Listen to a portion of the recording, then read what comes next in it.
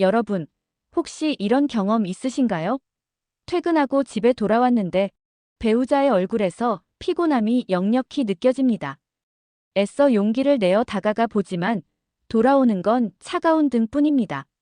아, 피곤해. 오늘은 그냥 자자. 듣는 순간 가슴이 쿵 내려앉고 머릿속은 복잡해지죠. 내 매력이 없어진 건가? 아니면 혹시 다른 사람이라도 생긴 걸까? 이런 의심과 함께 외로움과 자존감 하락이 동시에 찾아옵니다. 제가 수많은 부부들을 상담하면서 가장 많이 듣는 하소연 중 하나가 바로 이 잠자리 거부 문제입니다. 여러분은 어떠신가요? 지금 여러분의 부부관계는 안녕하신가요? 혹시 여러분의 침실이 서로에게 등을 돌리고 잠드는 사막이 되어 있지는 않으신가요? 통계청 자료에 따르면 한국 부부 중 절반 가까이가 섹스리스 부부라고 합니다. 단순히 성관계가 없다는 것을 넘어 이것은 부부간의 깊은 소통 부재를 의미합니다. 단순히 피곤해서 재미없어서라는 이유로 치부하기엔 너무나 큰 문제들이 그 밑에 깔려 있죠. 이 문제를 방치하면 어떻게 될까요? 여러분의 행복한 가정은 서서히 붕괴의 길을 걷게 될지도 모릅니다. 오늘은 이 잠자리 거부라는 민감하지만 중요한 문제를 정면으로 다루고 여러분의 부부관계를 되살릴 수 있는 현실적인 솔루션을 제시해 드리겠습니다. 오늘 제 이야기가 조금은 불편할 수도 있지만 여러분의 행복한 가정을 위해 꼭 끝까지 들어주시길 바랍니다. 잠자리 거부, 단순히 하기 싫다는 한마디로 끝나지 않습니다. 제가 수많은 상담을 통해 본 결과 그 거부 뒤에는 복합적인 감정과 상황들이 얽혀 있었습니다. 오늘은 그중 가장 흔하고 파급력이 큰 세 가지 유형을 실제 사례를 바탕으로 상세히 설명해 드릴게요. 첫 번째 유형은 아마 많은 분들이 공감하실 겁니다. 바로 만성 피로와 스트레스로 인해 잠자리를 거부하는 유형입니다. 특히 맞벌이 부부가 늘어나면서 여성분들 사이에서 두드러지게 나타나는 현상이죠. 30대 후반의 미정 씨. 부부 이야기입니다. 미정 씨는 대기업에 다니는 워킹맘입니다. 아침 일찍 출근해서 밤늦게까지 일하고 퇴근하면 아이들 숙제 봐주고 집안일 정리하다 보면 밤 11시가 훌쩍 넘기 일쑤였죠. 남편은 오늘 피곤해? 라고 물으면 미정 씨는 거의 기계적으로 응, 너무 피곤해. 그냥 자자라고 대답했습니다. 처음에는 남편도 이해하려고 노력했죠. 하지만 이런 일이 한두 번이 아니라 거의 매일 반복되다 보니 남편은 서서히 지쳐갔습니다. 미정 씨는 실제로 너무 피곤해서 성적인 욕구가 전혀 들지 않았습니다.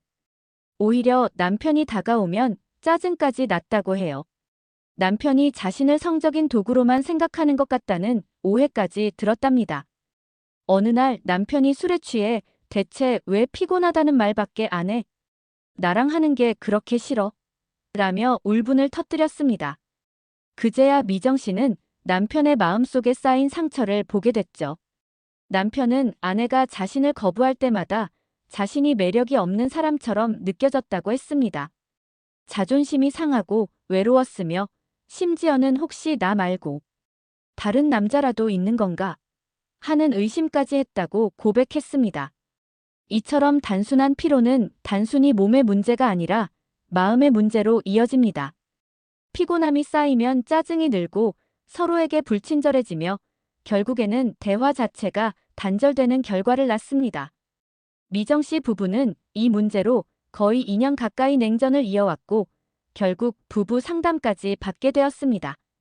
만약 이 문제가 더 오래 방치되었다면 이혼이라는 파국을 맞이했을 수도 있었겠죠. 이 유형의 부부는 먼저 피로의 근원을 해결해야 합니다. 남편은 아내의 육체적, 정신적 피로를 공감하고 적극적으로 가사분담과 육아에 참여해야 합니다. 내가 힘들어도 당신이 옆에 있어주니 괜찮아라는 말이 아니라 실질적인 도움이 필요합니다. 아내는 자신의 피로 상태를 솔직하게 이야기하고 잠자리 거부의 진짜 이유가 단순히 피곤함 때문임을 남편에게 안심시켜야 합니다. 서로의 고충을 이해하고 노력할 때 비로소 관계 회복의 길이 열립니다. 두 번째 유형은 요즘 부부들에게서 빈번하게 나타나는 현상입니다. 바로 디지털 매체의 유혹 때문에 부부 관계가 멀어지는 경우입니다. 과거에는 상상하기 어려웠던 원인인데요. 스마트폰과 유튜브, 넷플릭스 등 우리를 끊임없이 유혹하는 콘텐츠들이 넘쳐나면서 생겨난 문제입니다. 40대 초반의 영진 씨 가명 부부의 사례입니다. 영진 씨는 퇴근하면 곧바로 소파에 앉아 휴대폰을 손에 쥐었습니다. 유튜브에서 재미있는 영상들을 찾아보며 혼자 실실 웃거나 게임에 몰두했죠. 아내 현주 씨는 남편에게 다가가려 해도 남편의 눈은 늘 휴대폰 화면에 고정되어 있었습니다. 처음에는 같이 영화 볼까? 오늘 있었던 일 얘기해 줄까? 라고 시도했지만 남편은 건성으로 대답하거나 나 이거 좀 보고라며 집중하지 않았습니다. 현주 씨는 점점 외로움을 느꼈고 자신을 거들떠보지도 않는 남편에게 서운함과 분노가 쌓였습니다. 밤이 되어 잠자리에 들어도 상황은 마찬가지였습니다. 영진 씨는 침대에서도 휴대폰을 놓지 않았습니다. 나란히 누워 각자의 휴대폰 화면만 들여다보다가 나 먼저 잘게라는 한마디와 함께 따로 잠이 들었죠. 현주 씨는 남편과의 스킨십은커녕 눈맞춤조차 할 기회가 없다고 느꼈습니다. 남편에게는 자신이 옆집 아줌마보다 못한 존재로 느껴졌다고 합니다. 유튜브는 노력 없이 재미를 줍니다. 내가 뭘 좋아하는지 정확히 알고 알고리즘이 계속해서 흥미로운 콘텐츠를 추천해주죠.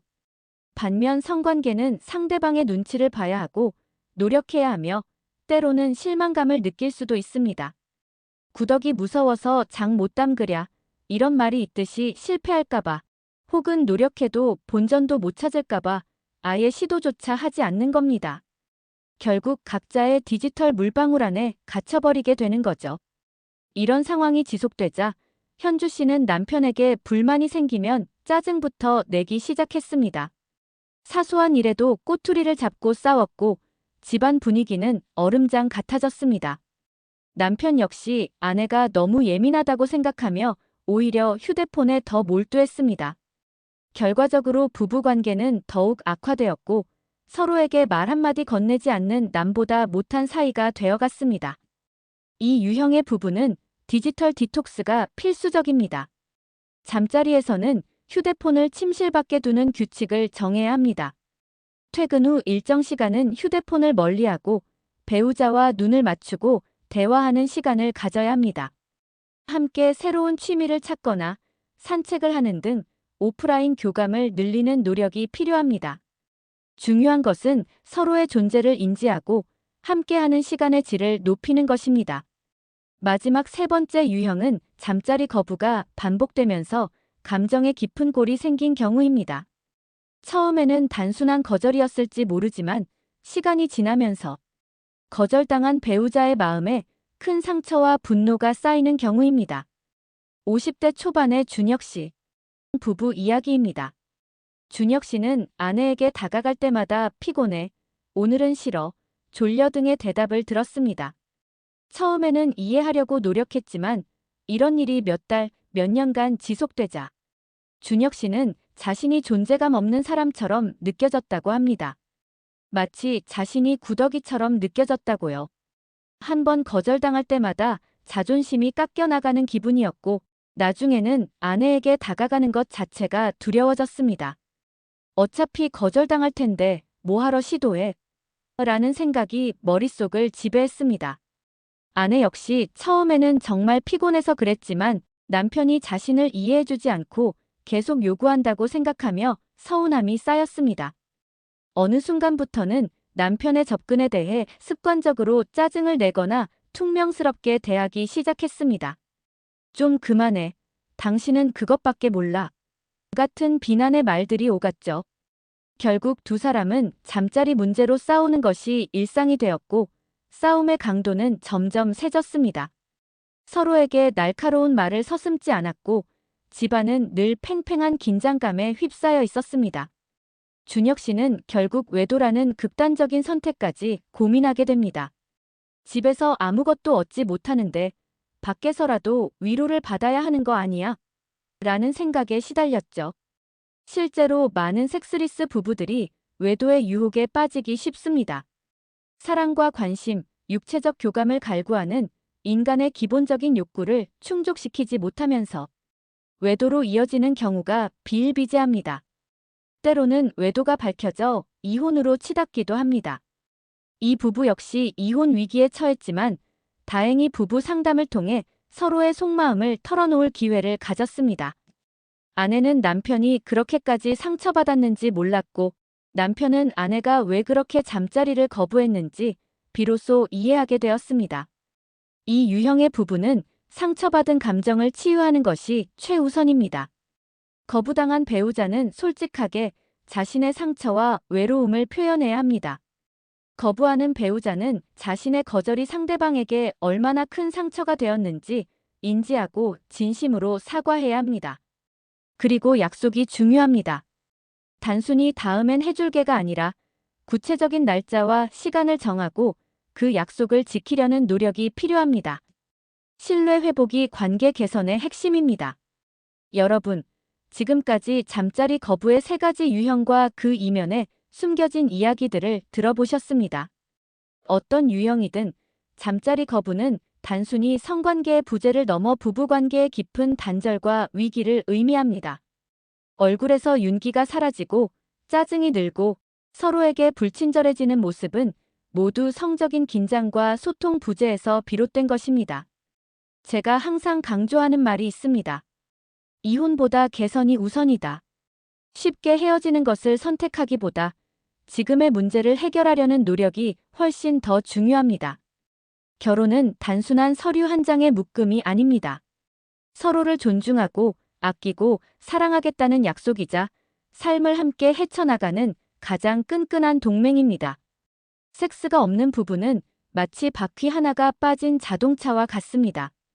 겉으로는 멀쩡해 보여도 제대로 굴러갈 수 없고 결국엔 멈춰 설 수밖에 없죠. 그렇다면 어떻게 해야 할까요? 여러분의 부부관계를 되살리기 위한 실천적인 조언을 드리겠습니다. 첫째, 대화하세요. 지금 당장 솔직하게 대화하세요. 많은 부부들이 성에 대한 대화를 금기시합니다. 하지만 부부관계는 비즈니스 파트너십이 아닙니다.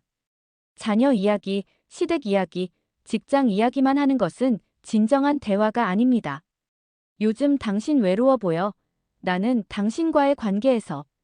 이런 부분이 아쉬워와 같이 개인의 감정과 욕구에 대해 솔직하게 이야기해야 합니다. 상대방의 말을 끊지 않고 경청하며 비난보다는 공감하는 자세가 중요합니다. 서로의 속마음을 꺼내놓지 않으면 문제는 절대 해결되지 않습니다. 둘째, 노력하세요. 사소한 스킨십부터 시작하세요. 어색하고 쑥스러울 수 있습니다. 하지만 노력해야 합니다. 거창한 잠자리가 아니어도 좋습니다. 손을 잡거나 어깨를 감싸거나 머리를 쓰다듬어주는 등 일상적인 스킨십부터 시작하세요. 서로에게 사랑과 애정을 표현하는 작은 행동들이 쌓여야 합니다. 그리고 약속을 지키는 것이 중요합니다. 피곤해서 다음에 하자고 말했다면 다음번에는 반드시 그 약속을 지키기 위해 노력해야 합니다. 상대방이 무시당하지 않는다는 느낌을 받도록 배려해야 합니다. 셋째, 부부만의 시간을 만드세요. 방해받지 않는 둘만의 시간. 각자의 디지털 물방울에 갇혀있는 시간을 줄여야 합니다. 휴대폰은 잠시 내려놓고 퇴근 후 잠시라도 함께 차를 마시거나 산책을 하거나 침대에 나란히 앉아 대화하는 시간을 의식적으로 만들어야 합니다. 주말에는 아이들을 잠시 맡기고 단둘이 외출하는 것도 좋습니다. 서로에게 집중하고 오직 둘만을 위한 시간을 보내면서 다시금 밀착감을 느껴야 합니다. 여러분, 부부관계는 절대 저절로 굴러가지 않습니다. 마치 잘 관리해야 하는 자동차처럼 끊임없이 대화하고 노력하고 서로에게 집중해야만 건강하게 유지될 수 있습니다. 지금 여러분의 배우자가 잠자리를 거부하고 있다면 그 거부 뒤에 숨겨진 배우자의 감정과 상황을 이해하려는 노력이 필요합니다. 그리고 자신의 마음을 솔직하게 표현할 용기가 필요합니다. 기억하세요. 섹스는 단순히 육체적인 행위가 아닙니다. 그것은 가장 원초적인 소통이자 교감이며 신뢰를 쌓는 중요한 과정입니다. 여러분의 침실이 다시금 따뜻한 사랑과 교감의 공간이 되기를 진심으로 바랍니다.